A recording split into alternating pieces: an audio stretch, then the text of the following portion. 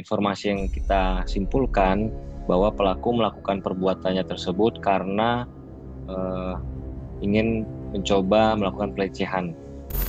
Berdasarkan hasil pemeriksaan, memang pelaku eh, sedikit berubah-ubah keterangan. Dalam hal ini mengaku dalam kondisi mabuk dan lain sebagainya.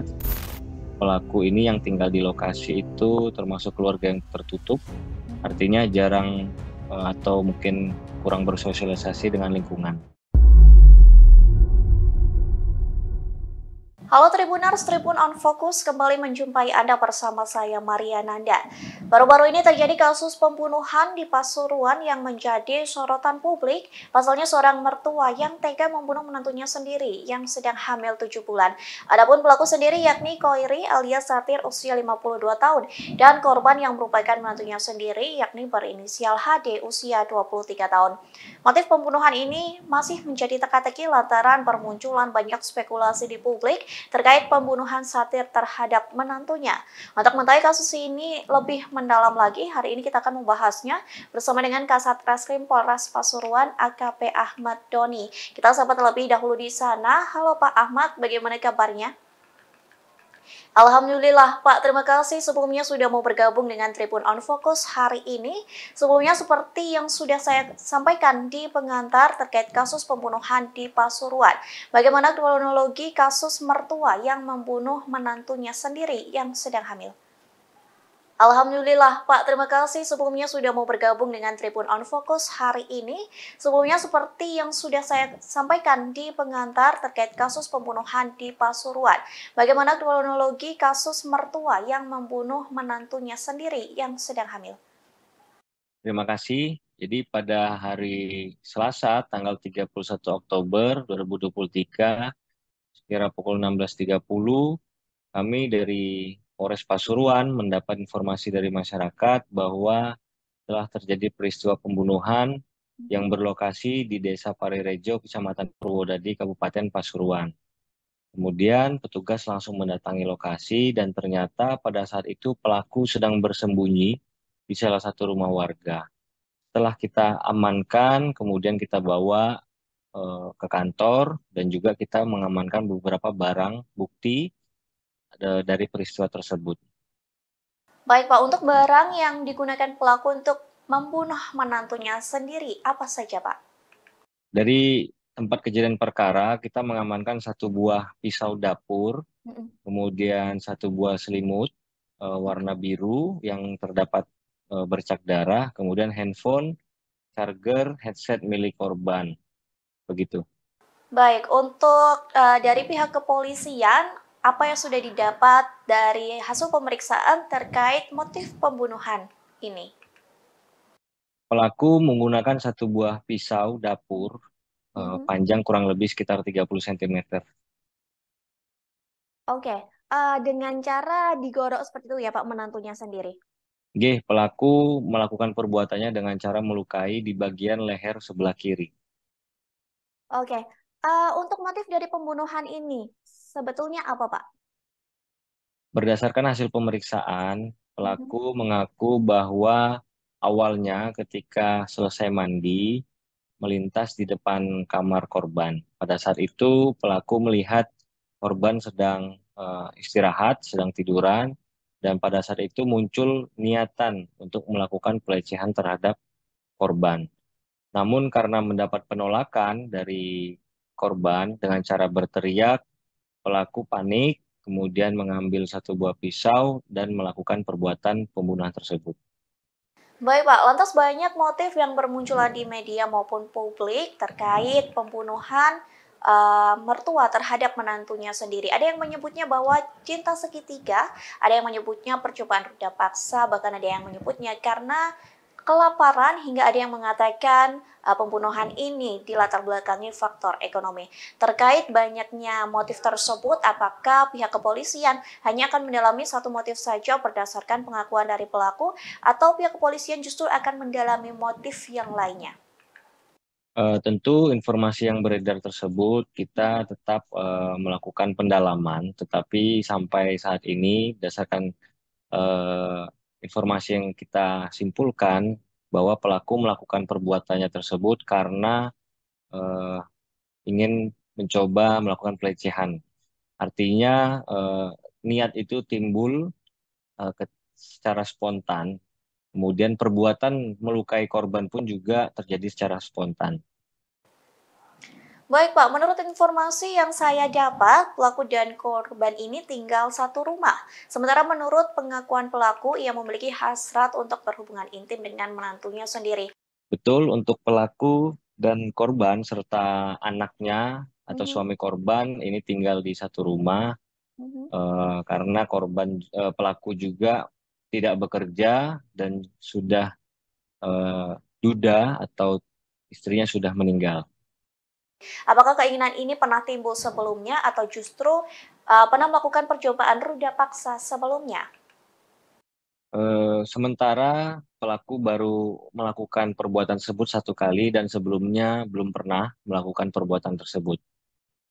Dalam kasus ini, apakah ada cobaan perlawanan dari korban ketika pelaku melakukan percobaan ruda paksa, Pak? Eh, Berdasarkan hasil keterangan yang kita peroleh dari pelaku, pada saat itu korban eh, menolak ajakan berhubungan intim Mhm. dengan cara berteriak. Karena panik, akhirnya pelaku mengambil pisau dan langsung melukai korban. Baik, apakah pihak kepolisian juga sudah melakukan visum terhadap jasad korban? Kalaupun sudah, apakah bagaimana hasil dari visum tersebut? Apakah ditemukan kekerasan atau semacamnya, Pak? Sementara belum ada, hanya satu luka di bagian leher yang diakibatkan oleh benda tajam. Baik, menurut informasi yang saya dapat, ibu korban sempat memberikan pengakuan bahwa ada luka memar di bagian perut korban. Apakah betul seperti itu, Pak? Tentunya memar tersebut perlu kita eh, pastikan kembali dengan tersangka karena memang saat itu korban dalam kondisi sedang mengandung Mhm. sehingga perlu kita pastikan lagi.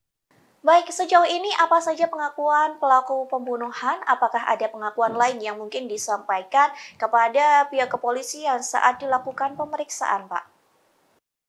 Eh, Berdasarkan hasil pemeriksaan, memang pelaku eh, sedikit berubah-ubah keterangan dalam hal ini mengaku dalam kondisi mabuk dan lain sebagainya, tetapi berdasarkan hasil pemeriksaan kita, simpulannya adalah pelaku melakukan hal tersebut secara spontan dan tidak ada niatan sebelumnya, serta melakukannya secara sadar. Apakah nantinya ada tes kesehatan jiwa yang dilakukan terhadap pelaku?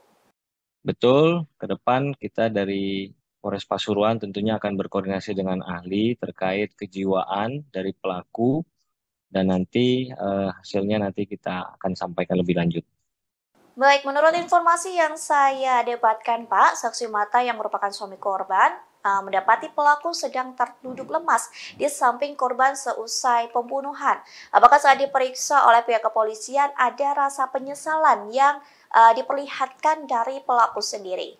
Betul, jadi pada saat itu ketika anaknya atau suami korban menemukan atau pulang ke rumah, posisi ayahnya atau pelaku ini sedang duduk dalam kondisi tertekan dan berdasarkan hasil pemeriksaan kita memang yang bersangkutan mengakui dan merasa menyesal atas perbuatannya. Lantas siapa saja Pak saksi mata dalam kasus ini? Apakah hanya suami korban atau ada saksi mata yang lain? Sementara sudah kita lakukan pemeriksaan terhadap beberapa orang saksi, antara lain anak eh, pelaku atau suami korban, kemudian tetangga eh, korban yang saat itu pelaku lari ke sana untuk bersembunyi. Lantas bagaimana keterangan dari para saksi termasuk keterangan dari tetangga Pak yang rumahnya dipakai korban untuk bersembunyi seusai melakukan pembunuhan dan terpergok oleh anaknya sendiri? Dari hasil pemeriksaan tersebut, yang bersangkutan menyatakan bahwa tidak mengetahui ada apa Mhm. pelaku masuk ke rumahnya, tetapi tidak berapa lama kemudian anak saksi melihat anak korban, suami korban berteriak untuk meminta tolong. Baik, lantas bagaimana Pak sosok pelaku di mata lingkungan? Apakah pihak kepolisian mendapati keterangan-keterangan dari tetangga dan lain sebagainya? Apakah memang pelaku merupakan sosok yang problematik ataupun justru sebaliknya merupakan orang yang ramah? Karena suami korban sendiri sempat memberikan pengakuan atau pernyataan bahwa sang ayah atau pelaku ini sempat terjadi perubahan perilaku yang temperamental beberapa hari sebelum membunuh korban. Bagaimana, Pak? Tentunya informasi tersebut perlu kita lakukan pendalaman lebih lanjut, tetapi berdasarkan informasi yang berhasil kita kumpulkan, memang keluarga pelaku ini yang tinggal di lokasi itu termasuk keluarga yang tertutup, Mhm. artinya jarang atau mungkin kurang bersosialisasi dengan lingkungan. Untuk pelaku sendiri, apa saja hukuman pidananya mengingat pelaku ini sudah melakukan percobaan ruda paksa dan pembunuhan? Apakah dikenakan pasal berlapis, Pak?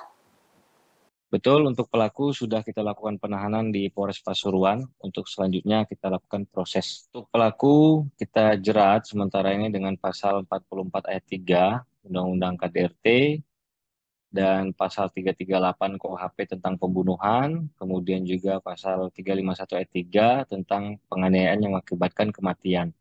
Adapun ancaman hukuman antara 7 sampai 15 tahun penjara. Baik, kita nantikan kelanjutan dari kasus tersebut, Pak, termasuk hukuman yang akan diterima oleh pelaku pembunuhan. Terima kasih Pak Ahmad atas waktunya sudah berkenan berbincang bersama saya di Tribun On Focus. Semoga di lain kesempatan kita bisa berbincang lagi. Tribuners, demikian Tribun On Focus hari ini. Saya Maria Nanda, pamit undur diri. Terima kasih dan sampai jumpa di kesempatan selanjutnya. Download Tribun X sekarang. Menghadirkan lokal menjadi Indonesia.